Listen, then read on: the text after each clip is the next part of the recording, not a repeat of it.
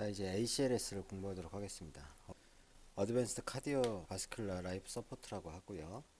약자로는 ACLS 혹은 카디오 바스큘라를 빼고 그냥 어드밴스드 라이프 서포트, 그래서 ALS라고 얘기를 하기도 해요.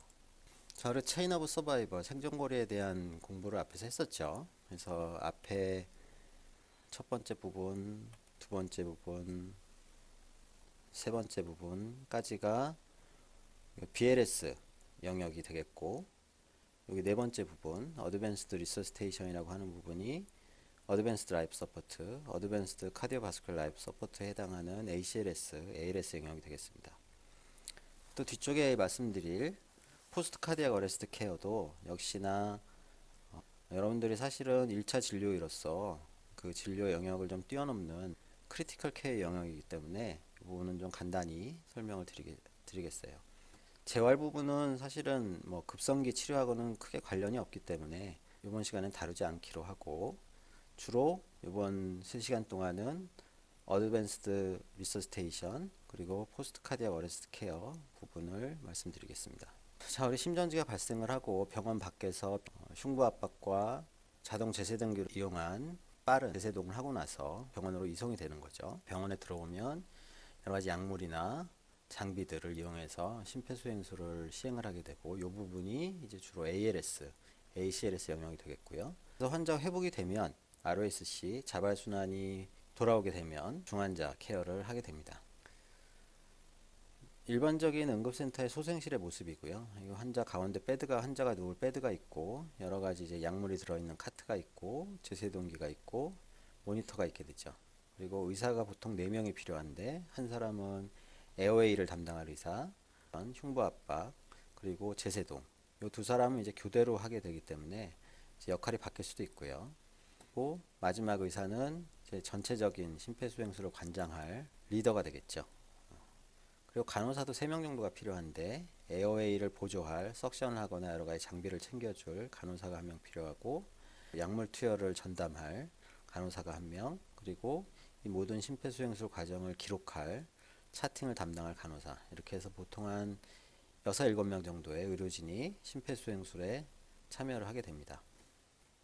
자, 우리가 앞쪽에 말씀드린 BLS 알고리즘이었죠. 그래서 현장에서부터 환자를 데리고 CPR을 하고 자동 제세동기를 이용을 해서 이제 현장에서 BLS를 시행을 하고, 환자가 소생이 되든 안 되든 일단 병원으로 오게 되죠. 병원으로 오게 되면 여기서 이제 ACLS 알고리즘이 이제 진행이 되게 됩니다.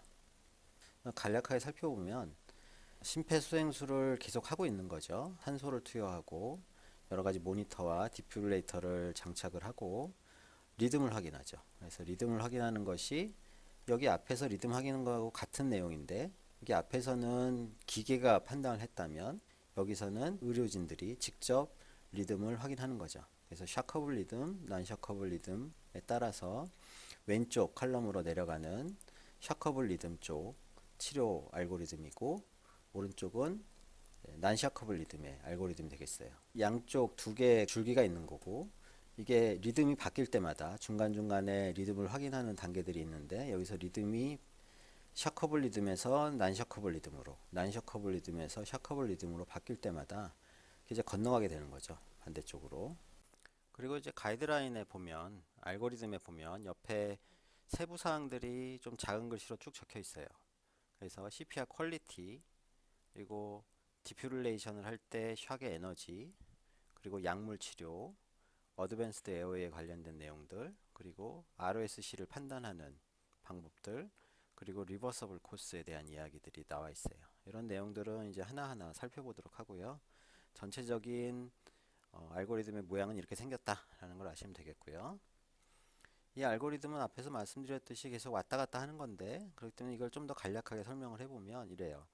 심폐소생술을 시작을 하고 ACLS에서 가장 중요한 부분은 리듬을 확인하는 부분이죠. 여기서 갈래길들이 이제 만들어지는 거고, 샥을 주거나 안 주거나 심폐소생술을 계속 진행을 하고, 중간에는 심폐소생술의 퀄리티를 계속 모니터링하고, 2분마다 샤커블 리듬인지 논 샤커블 리듬인지를 확인을 해서 계속 이제 돌아가다가 Return of Spontaneous Circulation이라고 하죠. ROSC, 자발순환의 회복이 이루어지게 되면 심폐소생술이 끝나게 되고 포스트 카디악 어레스트 케어 단계로 이제 넘어가게 됩니다. 심폐소생술을 진행하는 동안 할 것들은 약물 투여, 약물에는 에피네프린, 아미오다론, 리도케인 요 세 가지가 있다고 생각하시면 되고요. 어드밴스드 에어웨이, 그리고 어드밴스드 에어웨이라는 것은 BLS에서 주로 시행했던 구강대 구강법이나 백마스크 벤틸레이션보다 좀 더 안정적으로 기도를 확보할 수 있는 방법을 얘기를 해요. 리버서블 코스를 찾고 그것을 치료하는 부분들이 이제 포함이 되어 있습니다. 첫 번째 부분은 어드밴스드 에어웨이에 관련된 부분이고요. 순서는 좀 다르지만 이 부분부터 이야기를 먼저 하도록 하겠습니다. 이건 사실은 어드밴스드 에어웨이라고 할 수는 없는데요. 병원에서 많이 쓰는 장비라서 여러분들이 혼동을 가져올 수도 있고 헷갈릴 수도 있을 것 같아서 소개를 좀 드릴게요. 오로페린지얼 에어웨이와 나조페린지얼 에어웨이 두 가지 종류가 있습니다. 이건 뭐를 얘기하는 거지 하면 환자가 의식이 없이 누워있는 상태가 되면 혀가 뒤로 떨어져서 기도를 막게 되는데 입 안에다가 이렇게 동그랗게 생긴 이런 곡선 형태로 되어 있는 특정 기구를 삽입을 하게 돼요. 밖에서 공기가 들어갈 때 여기 에피글로티스 앞쪽까지 혀를 받쳐주면서 공기가 들어갈 수 있는 길을 열어주는 거죠. 이렇게 생겼는데 크기에 따라서 조금씩 다르겠죠.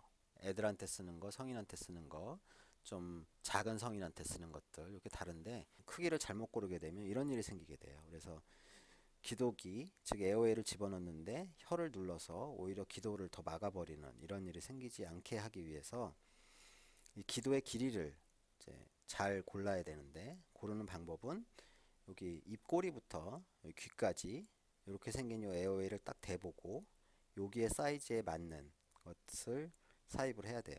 처음 삽입할 때는 동그란 쪽 위쪽으로 올라오게 이런 식으로 삽입을 하고 이거를 180도 돌려서 목 안쪽으로 이렇게 들어가게 하는 것이죠. 이거는 대개 의식이 없는 사람한테 사용을 해야 되고 의식이 있는 사람한테 페린지얼 에어웨이를 넣게 되면 그 기침 반사, 구역 반사 같은 것이 일어나서 구토를 유발하게 돼서 흡인이 일어나게 되는 거죠. 그래서 그런 일이 발생하지 않도록 반드시 의식이 없는 사람한테 사용하는 것이다. 백마스크 벤틸레이션을 할 때 우리가 기도를 열어주기 위해서 헤이틸트 친리프트나 조 스러스트 매니버를 시행을 하게 되죠. 기도가 이렇게 열리기는 하지만 이 입안에 들어있는 혀가 뒤로 떨어지는 것은 사실 방지를 하기가 어려워요. 그래서 이런 에어웨이를 입안에 넣어놓으면 백마스크 벤틸레이션 할 때 기도를 좀 더 확실하게 보장받을 수 있는 그런 방법이죠. 그리고 또 입안이나 목 안에 들어있는 여러 가지 이물질들, 뭐 타액이라든지 아주 분비물 또는 경우에 따라서는 혈액들을 제거할 수 있는 석션이 가능하게 해주는 그런 역할도 하고요. 또 하나는 엔도트라케알 튜브를 목 안으로 넣게 되는데 그게 입으로 들어가게 되죠. 그래서 환자가 무의식 중에 이거를 깨물어서 기도가 막혀버리는 그런 일이 발생할 수가 있는데 그런 것들을 예방하는 그런 역할로도 이 오로페린지얼 에어웨이를 사용을 합니다. 또 하나는 나조페린지얼 에어웨이라는 것인데 이것은 비슷하긴 한데 입으로 넣는 것이 아니고 코로 넣는 것이죠. 그래서 사실 잘 사용하진 않아요. 근데 요 하는 이유는 의식이 완전히 없지 않고 약간 이제 세미 컨셔스 적당히 의식이 깨어있는 환자 같은 경우에 구역 반사나 기침 반사를 좀 덜 유발하겠죠. 이게 코로 들어가기 때문에. 그래서 이제 사용을 한다고도 하는데 이걸 쓸 때 조심해야 될 것은 얼굴에 손상이 있을 때 여기 얼굴 기저 부위나 점막에 손상이 있으면 이 코로 이것을 넣다가 오히려 저기 손상 부위를 더 악화시키거나 뇌 안으로 이게 밀려 들어갈 수도 있겠죠. 운이 나쁘면. 그런 것을 조심해야 된다. 이런 목적으로 에어웨이 디바이스를 사용할 때는 주로 오로페린지얼 에어웨이 디바이스를 사용한다라는 것을 아시면 되겠어요. 그래서 본격적으로 어드밴스드 에어웨이에 대한 설명을 드릴 텐데요.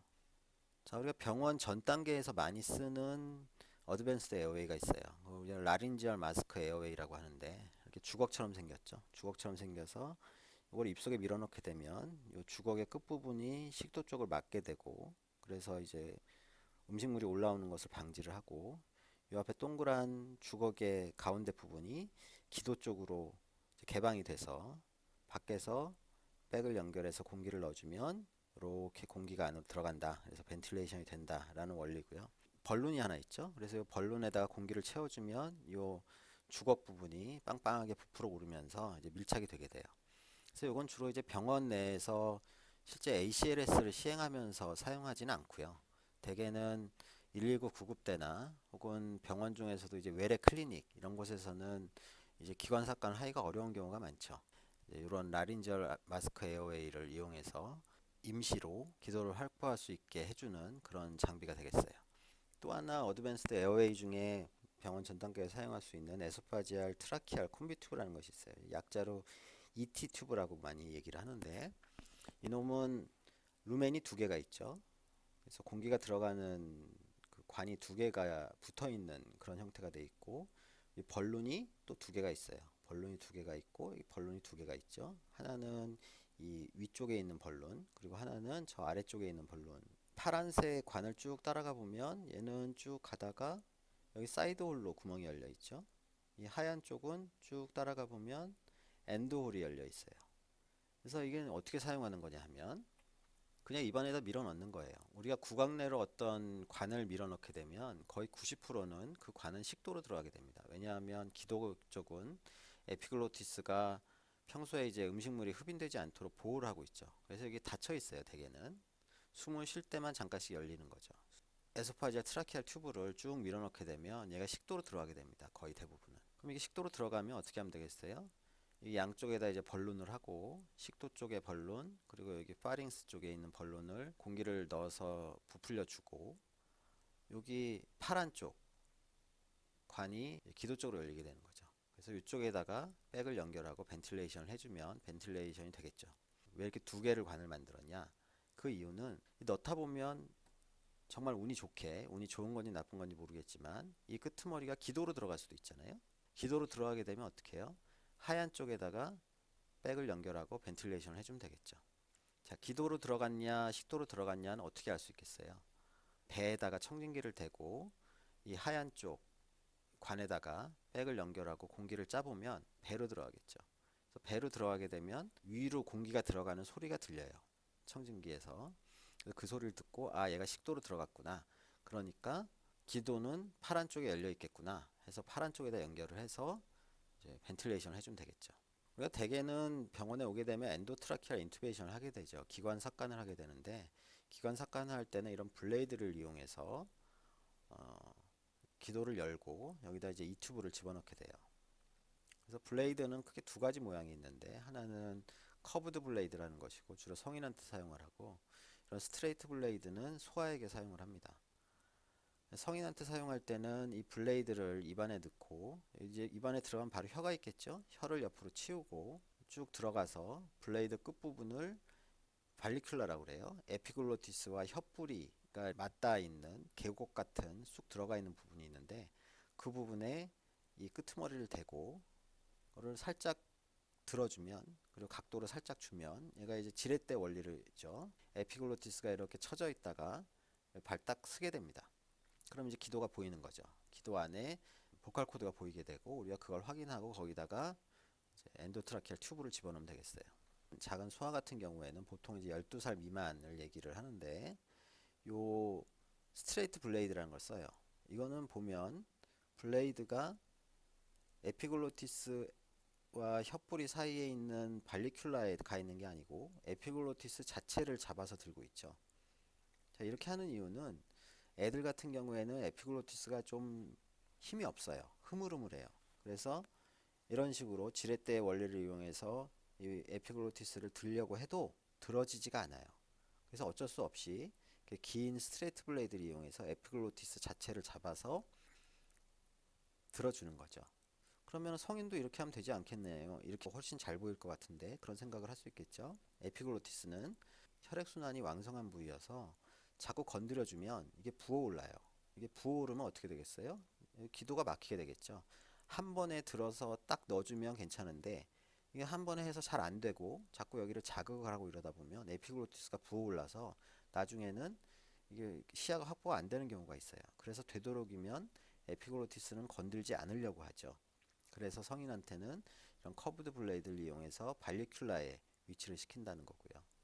소아 같은 경우에는 그게 안 되기 때문에 어쩔 수 없이 에피글로티스를 그냥 잡아든다 이렇게 생각을 하시면 되고요. 그래서 이제 기관 튜브가 목에 삽입이 되게 되면 고정을 잘 해야죠. 잘 넣더라도 자꾸 흔들리거나 환자를 옮기거나 하는 동안 이게 빠지는 경우가 아주 빈번하게 있어요. 제대로 고정을 하지 않으면. 그래서 테이프나 고정기를 이용해서 잘 고정을 해줘야 되겠어요. 자, 해부학적인 구조를 좀 더 보면 라링고스코피 블레이드를 이제 목안에 넣게 되면 이 까만 부분이 혀죠. 혀를 치우고 그 여기 발리큘라라고 돼 있죠. 발리큘라. 요게 에피글로티스고 여기가 혀고 요 발리큘라와 아니죠. 혀와 에피글로티스 사이 부분에 그 블레이드 끝부분을 대고 이렇게 꾹 눌러주면 이렇게 에피글로티스가 위로 올라오면서 하얀 보컬 코드가 보이게 돼요. 환자가 숨을 쉬고 있으면 보컬 코드가 열렸다 닫혔다는 게 보이겠죠. 확실히 보이게 한 다음에 여기다가 이제 기관 튜브를 쑥 밀어넣으면 되는 거예요. 이게 처음에 잘 못하는 이유가 이 보컬 코드를 제대로 확인을 안 하고 이 튜브를 막 밀어넣게 되면 대부분 식도로 들어간다고 그랬죠.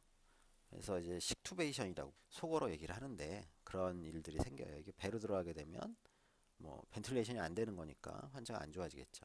처음에 여러분들이 이제 시행을 할 때는 반드시 이 보컬 코드를 확인하고 넣어야 된다 얘기고, 근데 사실 해보면 보컬 코드가 잘 안 보이는 경우들이 많아요. 그럴 때는 여러분들 무리하지 말고 할 수 있는 의사에게 맡기면 되겠죠. 이제 어드밴스드 에어웨이를 거치를 하거나 거치를 하지 않더라도 이제 ALS를 시작하게 되면 산소를 투여하게 되죠. 당연히 산소가 부족한 상황이죠. 그렇기 때문에 산소는 최대한 가능한 많이 주는 게 좋겠다.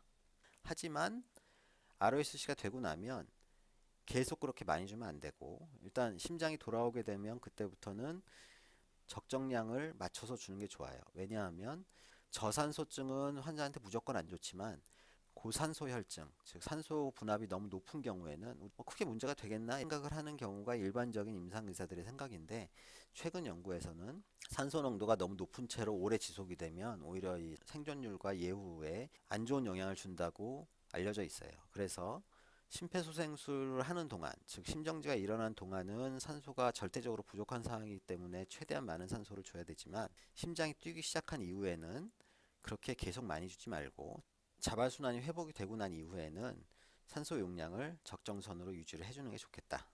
그리고 우리가 심폐소생술을 하는 동안 여러 가지 이제 모니터링, 피지올로직 파라메터를 이용한 모니터링을 하게 되는데, 그 중에 대표적인 것이 엔드타이달 CO2예요. 엔드타이달 CO2라는 것은 환자가 내뱉는 숨에서의 이산화탄소 양을 얘기하는 거죠. 그거를 측정을 하는 거예요. 그걸 왜 측정하는지는 뒤에 좀 더 말씀을 드릴 거고, 동맥에 카테터를 삽입해서 그 카테터를 통해서 지속적으로 혈압을 측정하는 모니터링 방법도 있어요. 이렇게 하는 이유는 우리가 보통 혈압을 잴 때는 커프를 감아서 인터미턴트하게 혈압을 잴 수밖에 없는데 지속적으로 잴 수는 없잖아요. 근데 심폐소생술을 하는 동안은 이 커프를 감고 혈압을 재는 것이 굉장히 좀 부정확하기도 하고 어렵기 때문에 동맥에다가 주로 라디알 아테리를 펑처를 하는데, 거기를 펑처를 해서 관을 삽입하고 그걸 프레셔 센스가 연결된, 압력 센스가 연결된 모니터에 연결을 해 놓으면 지속적으로 혈압을 측정할 수가 있어요. 아테리얼 릴렉세이션 프레셔는 역시 동맥 혈압을 잴 때 같이 재는 거고요. 센트럴 비너스 옥시전 세츄레이션이라는 것은 수학 시간에 얘기를 한번 했었죠. 그래서 이런 것들을 모니터링을 할 수는 있는데, 실제로 이런 것들은 심폐소생술을 시작한 직후에는 사용하기가 어려워요. 엔드타이달 CO2는 그에 반해서 비침습적으로 쉽게 주로 많이 사용을 하는 게 되겠죠. 자, ALS를 시작하면서 에어웨이를 다룰 때는 백마스크 디바이스를 이용할 수도 있고 어드밴스드 에어웨이를 거치할 수도 있다고 되어 있어요. 그러니까 어드밴스드 에어웨이라는 건 LMA나 아까 얘기한 그런 에소파지알 콤비튜브 기관 삭관을 하기 전에 사용할 수 있는 것들이죠. 이런 것들도 어드밴스드 에어웨이로 사용을 할 수는 있다. CPR 하는 동안. 그러니까 CPR 하는 동안 반드시 기관 삭관을 꼭 할 필요는 없다 이거예요. 백마스크 벤틸레이션을 하거나 이런 장비들을 이용하거나 혹은 기관 삭관을 할 수도 있는데, 할 수 있는 만큼 하라는 거죠. 자, 우리가 기관 삭관을 하고 나면 이게 튜브가 제대로 들어갔는지 알아보는 게 또 굉장히 중요해요. 왜냐하면 기관 튜브를 식도에다 넣게 되면 오히려 더 환자를 안 좋게 만들 수도 있기 때문에 제대로 들어가는지 확인하는 것이 중요한데, 확인하는 방법은 첫째로는 아까 이게 보컬 코드로 보고 넣으라고 그랬죠. 보컬 코드로 보고서 이게 들어가는 걸 눈으로 직접 확인했으면 오케이인 거죠. 그런데 우리가 이제 기관 삭관을 하다 보면 한 절반 이상은 보컬 코드가 확실히 보이지 않는 상태에서 또 기관 튜브를 넣는 게 보인다고 그래서 무조건 또 글로 쏙 하고 들어가는 게 아니거든요. 애매한 경우들이 있어요. 삭관을 해놓고 이게 제대로 들어가는지 안 들어가는지 확신이 없을 때는 우리가 청진을 해보죠. 여기 지금 기관이 튜브가 삽관이 돼 있고 여기 엠부백이 연결이 돼 있죠. 그래서 공기를 짜주면서 소리가 어디서 들리는지 들어보는 거예요. 자, 우리가 여기서 첫 번째로 구별할 건 뭐죠? 식도로 들어가는지 안 들어가는지 구별을 해야 되기 때문에 삭관을 해놓고 엠부백을 처음 짤 때, 첫 번째 엠부백 짤 때 청진기를 어디다 대야 되겠어요? 에피가스트릭 에어리아 상복부에다 이걸 대면 식도로 들어가 있다면 공기가 위로 들어오는 소리가 들려요. 그 소리는 들으면 누구나 알 수 있는 천둥 소리 같은 아주 큰 소리가 들리죠. 들리지 않는다면 식도로 들어가진 않았구나 라고 판단할 수 있겠고, 기도로 들어갔더라도 이게 하일룸 기관이 갈라져서 양쪽 오른쪽 왼쪽 기관지로 갈라지는 그 상부에 있어야 되는 거죠.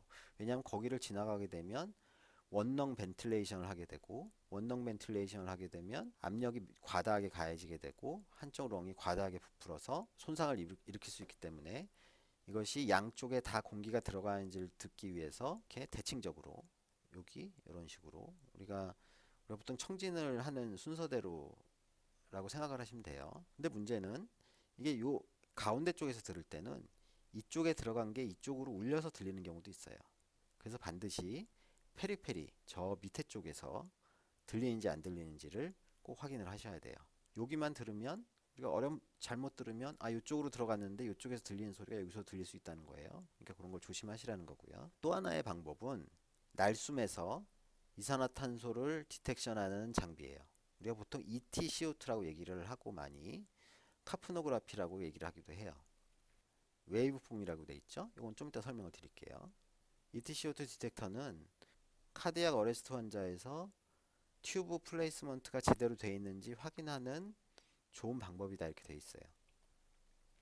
자, 원래 이 ETCO2는 코에다가 연결을 해서 환자가 숨을 내쉴 때 이산화탄소가 나오잖아요. 우리가 일반 공기 중에는 대기 중에는 이산화탄소가 거의 없죠.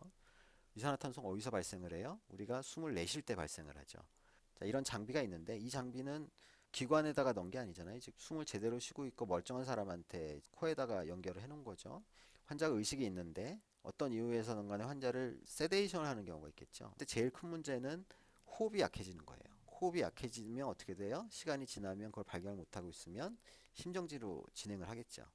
그래서 그 호흡이 약해지는 거를 발견을 하기 위해서 주로 우리가 산소 포화도 측정을 많이 하는데, 산소 포화도보다 더 빨리 호흡이 약해지는 거를 발견할 수 있는 게 이 날숨에서의 이산화탄소 분압이 되는 거예요. 그렇겠죠, 당연히. 숨 쉬는 게 먼저 약해지고 혈중 산소 분압은 나중에 떨어질 거기 때문에, 그래서 그런 목적으로 이제 고안이 된 장비인데 이거를 심폐소생술을 할 때 사용을 한다는 거죠. 기관 삭관을 해놓고 여기가 이제 이 튜브죠. 환자한테 들어가 있는 이 튜브고 이쪽은 이제 엠브백이 되겠는데 요 사이에다가 커넥터로 연결을 해서 그 센서에다 연결을 하면 ETCO2를 우리가 알 수가 있어요. 환자가 숨을 들이마실 때 우리가 공기를 불어넣을 때는 이산화탄소 레벨이 떨어지겠죠. 이렇게 지나가는 공기가. 근데 환자 숨을 내쉴 때는 이산화탄소 레벨이 올라가겠죠. 이제 그거를 웨이브로 그리면 웨이브폼 카프노그라피가 되는 거예요. 이산화탄소 레벨이 올라갈 때 이제 숨을 내쉬는 거고, 떨어질 때는 숨을 들이마시는 거고, 내쉬는 거 들이마시고 내쉬고 들이마시고 내쉬고 들이마시고 하는 것들을 이제 웨이브폼으로 볼 수도 있고, 이 수치가 실시간으로 이제 나오기도 하죠. 우리가 보통 내쉬는 숨에서의 이산화탄소 레벨은 어느 정도예요? 혈중 이산화탄소 레벨이 약 40 전후니까 40 전후가 되겠죠. 자, 그러면 이거를 가지고 어떻게 튜브가 제대로 기관에 들어갔는지 식도에 들어가지 않았는지를 판단을 하느냐, 이렇게 연결을 해놓고 우리가 이 웨이브폼을 보는 거죠. 식도에 들어갔다면 이런 웨이브폼이 나오겠어요? 안 나오겠죠. 이 수치가 어떻겠어요? 낮겠죠. 왜냐하면 날숨이 없기 때문에. ETCO2 디텍터를 환자에게 연결을 해놓으면 이게 기도로 들어갔는지 아닌지를 확인할 수 있다는 거예요. 근데 이제 이런 경우가 있어요. 제대로 들어갔는데 저런 웨이브가 나오지 않거나 CO2 레벨이 너무 낮게 나오는 경우, 이런 걸 우리가 폴스 네거티브라고 할 수 있겠죠. 정상으로 들어갔는데 제대로 안 들어갔다고 나오는 경우. 자, 이런 경우가 어떤 경우냐 하면 심폐소생술을 하고 있는데 폐로 블러드 플로우가 충분하지 않은 경우, 심정지가 와서 폐로 블러드 플로우가 충분히 돌지 않으면 폐순환으로 혈액이 진행을 못하기 때문에 당연히 이 이산화탄소는 피 속에서 폐포로 디퓨전이 돼야지 날숨으로 나오는 거잖아요. 근데 그런 일이 벌어지지 않는다는 거죠. 심폐소생술이 제대로 되고 있지 않으면 CO2가 너무 낮게 나오고 이런 경우에는 폴스 네가티브 기도로 들어갔는데 식도에 들어간 것처럼 나온다는 거죠. 그런 경우 조심하라는 거고 풀모너리 엠볼리즘이 있을 때도 당연히 폐순환이 이루어지지 않기 때문에 기도로 이 튜브가 들어가 있어도 날숨에서 이산화탄소가 발생을 하지 않겠죠. 그리고 또 여러 가지 기도, 폐색을 일으키는 경우 풀모너리 이데마 같은 경우에는 인터스티슘에 수분이 많이 차 있어서 폐 모세혈관에서 폐포로 이산화탄소가 디퓨전을 못하는 그런 상황이 발생을 할 수도 있는 거죠. 풀모너리 이데마가 심한 경우에도 EtCO2가 낮게 나오고 웨이브가 제대로 안 나오고 이럴 수가 있다. 그럼 이거 쓸모없는 거 아니에요? 우리가 지금 언제 이거 사용하고 있는 거죠? 심정지 환자한테 기관삭관을 했는데 이게 기관삭관이 기도로 제대로 들어갔는지를 판단하려고 지금 쓰고 있는 거잖아요. 그런데 심정지 환자한테서는 이게 폴스 네가티브가 나타날 수 있다. 그렇기 때문에 우리가 뭘 사용하는 거예요? 웨이브폼 카프노그래피를 사용하는 거죠. 가장 릴라이어블한 메소드다 이렇게 얘기를 하는 거예요. 이 수치가 낮게 나올 수는 있어요. 심정지 때문에 혈액 순환이 잘 안 되니까 폐 순환도 잘 안 되고 그래서 폐에서 나오는 이산화탄소 레벨이 낮을 수 있겠죠. 하지만 뭐는 보인다는 거예요? 웨이브는 보인다는 거죠. 왜냐하면 들숨과 날숨에서의 이산화탄소 레벨은 분명히 차이가 있기 때문에 우리가 확인을 할 수 있다는 거죠. 하지만 그럼에도 불구하고 폴스 네가티브가 나올 수 있기 때문에 조심은 해야 되겠다. 모스트 릴라이어블 메소드라고 되어 있긴 하지만 여러 가지를 다 같이 사용을 해야 되는 거죠. 눈으로 보는 거, 귀로 듣는 거, 그리고 뒤에 말씀드릴 또 여러 가지 방법들. 논 웨이브폼 모니터도 있어요. 여기 보면 이 튜브에다가 엠브백하고 사이에다가 이런 커넥터를 연결해서 이게 밖으로 나가는 게 아니고 이거 자체가 이제 센서가 되는 거죠. 그래서 여기 보면 노란색 쪽으로 가깝게 되면 이산화탄소 분압이 높다는 거고 높으면 인투베이션이 제대로 됐다는 거죠. 보라색 쪽으로 가면 이산화탄소 레벨이 낮은 거고 이거는 제대로 되지 않았다는 거를 여기 가운데 이제 나오는 색깔을 가지고 색깔이 계속 변해요. 그 색깔을 가지고 우리가 알 수도 있는데 이런 것도 뭐 사용을 할 수 있겠다. 그리고 그 외에도 에소파지알 디텍션 디바이스나 초음파로도 기도로 제대로 관이 들어갔는지 확인할 수 있겠다라는 얘기인데 에소파지알 디텍션 디바이스라는 건 이런 거예요. 식도는 근육으로 돼 있죠. 기관에는 연골이 이렇게 박혀 있기 때문에 지지가 돼 있죠. 그래서 파이프관처럼 짜부러들질 않는 그런 모양인데 식도는 짜부러들어요. 큰 주사기를 연결해서 이걸 쭉 하고 빨아내면 어떻게 되겠어요? 식도에 들어가 있는 경우에는 그 근육이 쭉 하고 달라붙으면서 그 이 튜브 끄트머리를 막게 되겠죠. 그러면 얘가 당겨지질 않겠죠. 그런 식으로 이제 확인을 한다는 거예요. 요즘엔 거의 안 쓰고요. 예전에 쓰던 건데 요즘엔 다른 방법들이 많아서 굳이 이렇게까지 하진 않죠. 초음파로도 우리가 경험이 많다면 구조물들을 알고 기관이 들어갔을 때 어떤 모양으로 보이는지 우리가 확인할 수 있다면 우리가 기관 삭관이 제대로 됐는지 기도에 제대로 들어가 있는지 초음파를 통해서도 확인이 가능할 수 있겠어요.